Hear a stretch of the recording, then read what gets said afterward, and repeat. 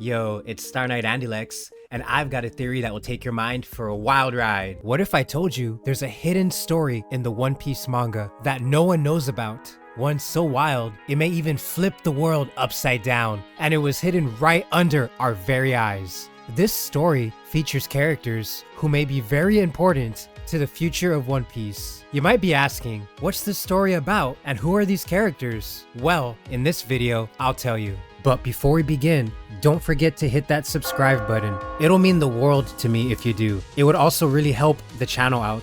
The fate of the world depends on it. I upload One Piece theories and live reactions to my channel. I also want to thank everyone because my last video got 8.9k views. So please help me reach my goal of 1,000 subscribers. Ichiro Oda, the creator of One Piece, is known for hiding Easter eggs and subtle clues throughout the manga. One such Easter egg is Pandaman. You may not know this, but Oda sometimes leaves special Easter eggs inside the volume covers of One Piece. These covers are referred to as dust jackets. Unfortunately, North America doesn't get them, but Japan does. Volumes 19 through 70 contain a very special story about Pandaman. In this story, some pretty outrageous things happen to him, and he even meets some out-of-this-world characters. I believe Oda left a trail of clues for us to follow, and in this video, I'll guide you through them. Well, first of all, who's Pandaman? We first see him in chapter 44 on the Baratie. He was created by Ichiro Oda in 1998 for a submission to a Kinnikuman character design contest, also known as the series Ultimate Muscle. Pandaman is also an evil superhuman wrestler, a devil Chojin. So this hidden story begins in the inside cover of volume 19. We see Pandaman looking happy on a swing without a care in the world. But look behind him, there appears to be a house with the face of a panda. Could this be his home? And where is this place? Hear me out. I believe it's Panda Island. In the 2002 databook One Piece Red Grand Characters, we see Luffy briefly mention Pandaman and Panda Island. Here's what he said. Listen, hey you, ever heard of this? Panda Island. I heard that if you go there, you'll face tons of panda-like creatures. The ruler of that island is a wrestler. A long time ago, I heard people at the bar in my village say it's true. The seas sure are vast. We even see a panda village in chapter 29 with the same house from volume 19. Shanks is even seen riding a panda bull. So yes, Panda Island is real. We next see Pandaman waving at us on the inside cover of volume 25. Don't forget to wave back. We then see Pandaman trying to swim somewhere, but he gets interrupted by a giant fish. Luckily, Pandaman was able to make it out alive. So he decided to paraglide. That's much better than swimming, right? But where is he going? Well, Pandaman's piece comes to an end as he gets swallowed by the same giant fish from earlier who takes him deep underwater. The next time we see Pandaman is on the inside cover of volume 38. We see him deep underwater looking at a bunch of treasure. We then see him swim back to the surface. Oh boy, Pandaman, you barely made it out alive. He then starts to swim like a panda shark. Pandaman finally managed to find some land. He then starts to celebrate, but it comes to an abrupt end as another creature attacks him. Look at this. In the inside cover of volume 44, we see this giant sea king like kaiju. What the heck is that? You wouldn't believe what happens next. Pandaman shot a beam out of his hands. I think this was inspired by the series Ultraman, where we see Ultraman use a beam attack. Alright, you're not gonna believe what happened next. It just gets even weirder. A mysterious character comes out of the kaiju's mouth. Say hello to Unforgivable Mask. Instead of thanking the man who saved his life, we see him take to the air and chase Pandaman. Yes, Unforgivable Mask can fly. Pandaman, luckily, was able to escape Unforgivable Mask by using the end of the volume cover as a wall, similar to how Goku broke the manga border in the Dragon Ball manga. Remember how I said things were gonna get weirder? Well, this tops that. After escaping Unforgivable Mask, Pandaman caught sight of a flying saucer in the sky. Yes, a UFO. And that's not all. There seems to be some kind of creature next to Pandaman with a bamboo net. An alien then beams down from the flying saucer and waves to Pandaman. Say hello to Domo Kun and Nnkay.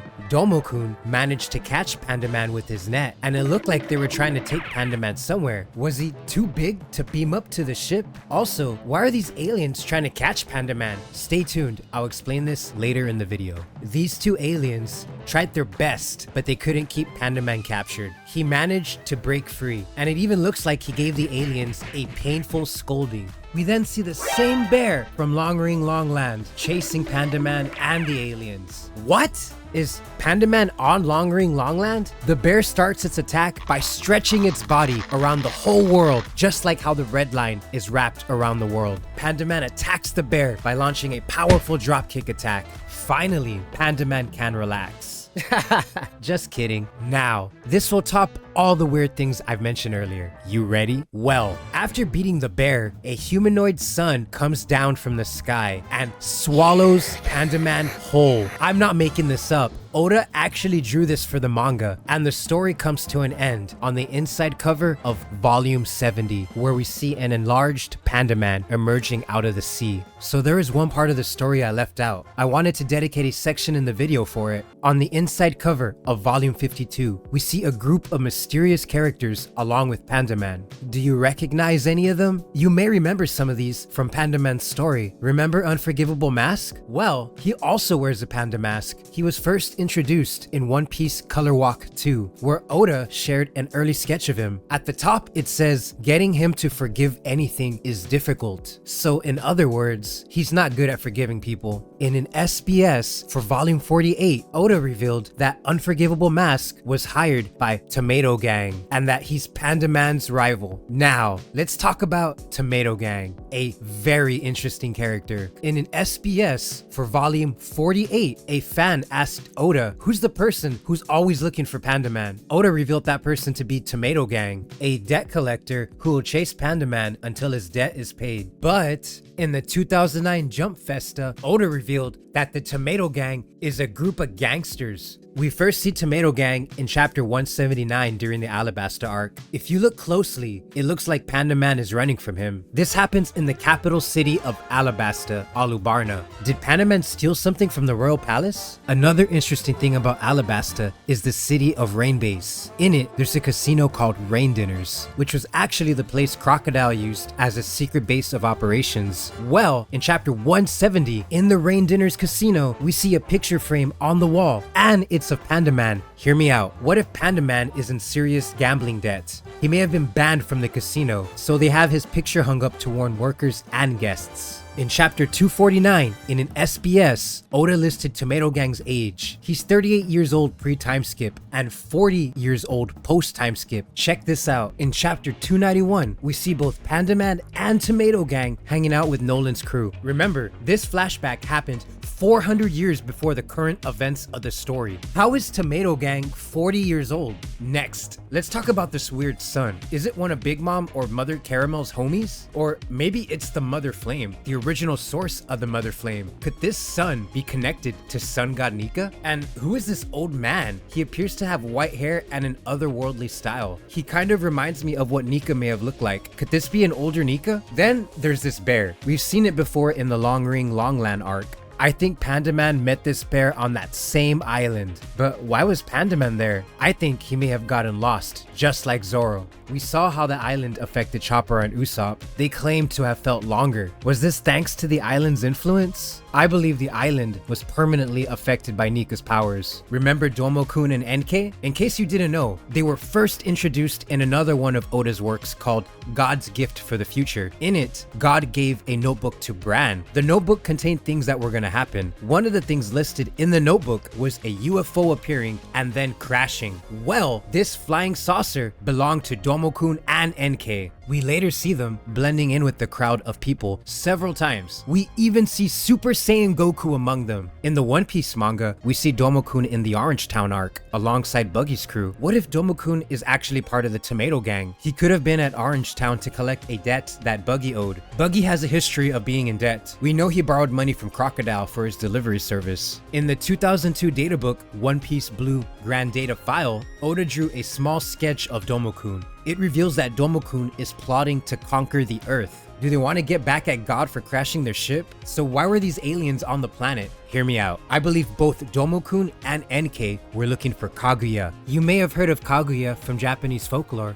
Well, I believe she's canon to the story. But how? In chapter 56, we see Oda share a page dedicated to Pandaman, and in it, we get a brief biography of him. It mentions that Pandaman claimed to have seen Kaguya. What if that's why we see Pandaman traveling across the world in the story? He's looking for Kaguya. So do I have everyone's attention? I believe Pandawoman is Kaguya. Alright, let me explain. In an SBS for volume 55, we learn that Pandaman is in love with Pandawoman, but her feelings for him are unknown. So it would make sense for Pandaman to be looking for Pandawoman. If you connect the dots with the few clues Oda left us, you can see Kaguya and Pandawoman being the same person. In Japanese folklore, Kaguya is tied to the moon, and I believe pandas are also tied to the moon. The panda is a symbol of peace and balance. Their black and white fur is often associated with yin and yang. Yin is Chinese for female and represents the moon and darkness. Yang is Chinese for male and represents the sun and light. So Pandawoman would represent yin and Pandaman would represent yang. In the volume 103 inside cover, we see Pandaman as Joy Boy, which fits him representing the sun for yang.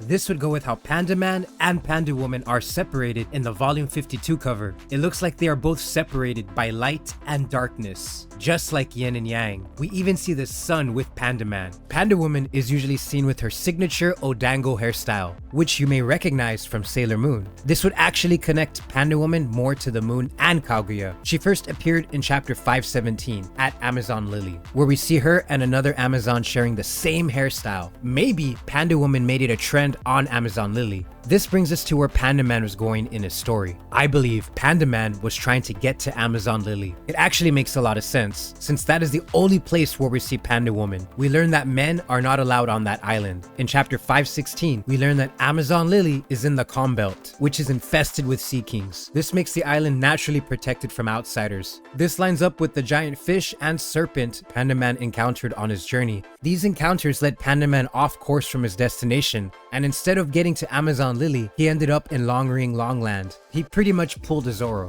We've even seen Rayleigh swim to Amazon Lily, so it's possible. I guess Pandaman just wasn't as lucky. And in chapter 591, Beppo says something interesting. He wished there were bears on Amazon Lily. Everyone got mad at him, saying it's an island of women, not bears. The funny thing is, Pandawoman was already on the island. Hear me out. The thing that made the Roger Pirates laugh at Laugh Tale was the tale of Pandaman, and Oda hid it from us under our very eyes. The Roger Pirates found it hilarious because the reason why Pandaman couldn't find Pandawoman was because she was on Amazon Lily, where men are not allowed. They would know this, since Rayleigh is married to Shaki, a former empress of the Kuja tribe. They saw what Pandaman went through to see Pandawoman and laughed at his mishaps, just like a comic strip or a children's book. We've also seen Pandaman in the Nolan children's book. We even see someone with a straw hat. Is that another Joy Boy? Anyway, the story of Kaguya Hime, also known as the Tale of the Bamboo Cutter, is one of Japan's oldest and most beloved folktales. Let's learn about this tale and how it may have inspired Oda in creating elements within One Piece. Long ago, in the countryside of Japan, there lived an old bamboo cutter.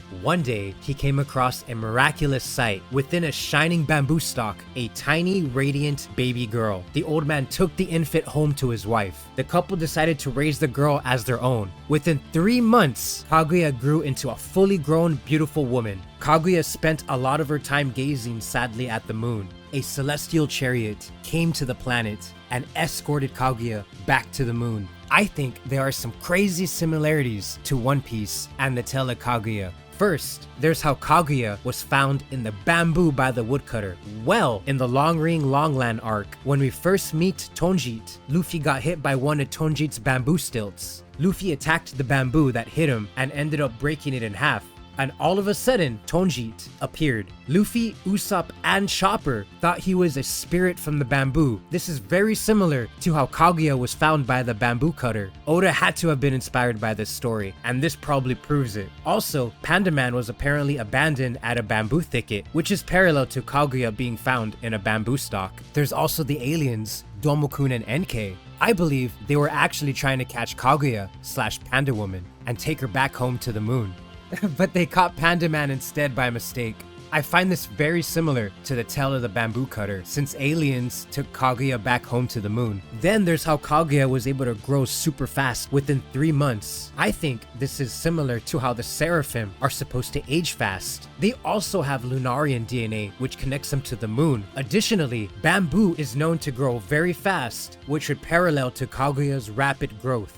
I wouldn't be surprised if the Seraphim were given some of Kaguya's DNA. What if Pandawoman disappeared like Kaguya in the bamboo cutter story? She yearns to go back to the moon but is trapped on the planet. This would go with the volume 52 cover where we see Pandawoman crying. She could be sad like Kaguya because she misses the moon. So with all these clues and connections, it's clear that Pandawoman could indeed be Kaguya. The symbolism of pandas, yin and yang, and their ties to the moon align perfectly with the tale of Kaguya and the balance of opposites. Oda likes to blend elements from different stories and cultures for his characters. I believe there's one story in particular that inspired the love story between Pandaman and Pandawoman. It's known as The Legend of the Cowherd and Weaver Girl. It's a story where two lovers are prevented from being together. In Japan, there's a festival called Tanabata. It is celebrated to honor the legend of the Cowherd and Weaver Girl. In the story, Princess Orihime wove beautiful clothes by the Heavenly River, also known as the Milky Way. Since she worked so hard weaving clothes, she became sad because she couldn't find love.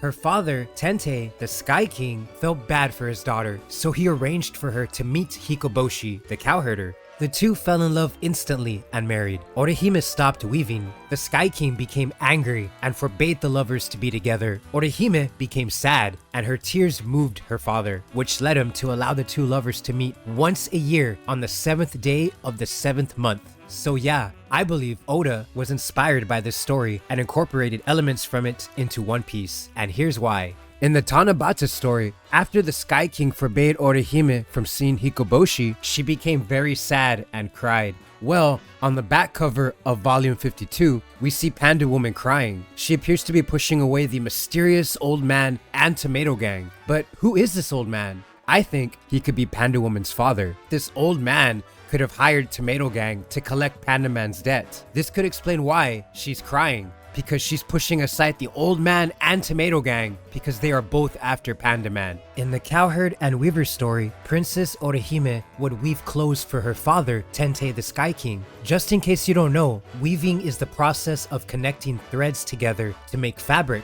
Well, in the world of One Piece, there's a clothing brand called Doskoi Panda. It's a franchise label found on many products around the world. We've actually seen other clothing brands such as Doskoi Panda knockoffs. There's Cyber Panda and Doskoi One Panda. Papag, the starfish, even has his own clothing brand called Criminal. We see characters throughout the series wear the Doskoi Panda brand. Hear me out. What if Pandawoman is the owner of Doskoi Panda? I think she is. It would make sense since it has panda in its name and a panda in the logo. She would be a weaver just like Princess Orihime. I believe the mask Pandaman is wearing was actually woven by Pandawoman. It's a Doskoi Panda brand. Also, the word Doskoi is a cheer used by sumo wrestlers. You may recognize this phrase from the Street Fighter series where E Honda chants it when he uses his headbutt. Well, Pandaman is also a wrestler, so this would tie the Doskoi brand to Pandaman. Check this out. I think Pandaman is the co-owner of Doskoi Panda. Pandawoman weaves the clothes at Amazon Lily, while Pandaman deals with the business and promotion around the world. If you look at the Doskoi Panda logo, it looks like Pandaman is the person in the picture. He even sometimes sports the logo on his mask.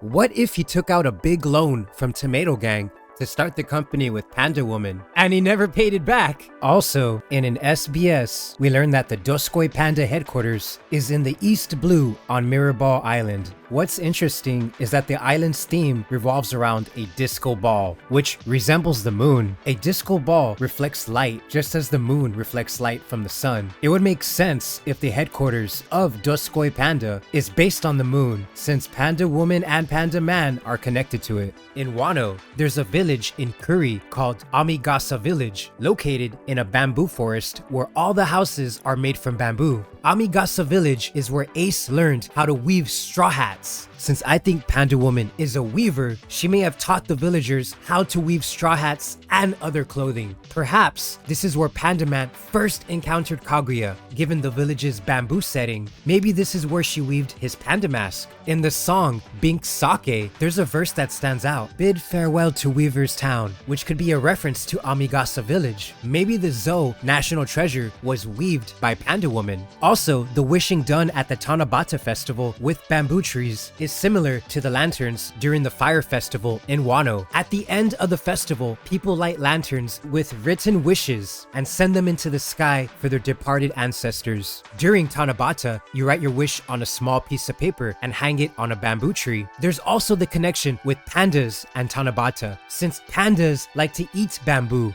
and bamboo is also the type of tree used to make a wish to. If you think about it, Pandaman has wealth, since he is the co-owner of Doskoi Panda. He has fame, since apparently he's a very important person. And he has power, since according to Oda, he has a power level of 3,300,000. Can Pandaman become Pirate King? What if Pandaman ate a devil fruit? It would be the yin yang fruit, model panda. It would split Pandaman into two, creating Pandawoman in the process. They would be complete opposites. I love this idea. But wait, we actually see Pandaman underwater on the inside cover of volume 19, so he couldn't have eaten a devil fruit. What if his mask ate the fruit? We know he's been around for over 400 years, so it would make sense for him to have access to technology from the ancient kingdom. Well, it seems like the video is coming to an end, and to all of you that are still here, thank you. You all are amazing. The tale of the bamboo cutter and the legend of the cowherd and the weaver girl share elements that may have inspired Ichiro Oda in creating One Piece. Both stories explore themes of love, separation, and have celestial connections. I believe Oda is playing with both stories by taking bits and pieces of them and creating something new and original. In the vast world of One Piece, hidden within its pages, covers, and Easter eggs lies a story that many fans might overlook: the tale of Pandaman. From battling giant fish and kaiju to meeting aliens like Domo Kun and Nnkay, Pandaman's adventure is anything but ordinary. His encounters suggest a deeper narrative that Oda has cleverly woven into the One Piece universe, hinting at connections to Kaguya and Oda's older works. So the next time you see a manga volume, make sure to check under the cover. Oh, you're still here? Well, in that case, I want to give a big shout out to Tainted Marth for providing that amazing footage of the manga cover. And another big shout out to Kusalan Theories for making this amazing thumbnail. Peace.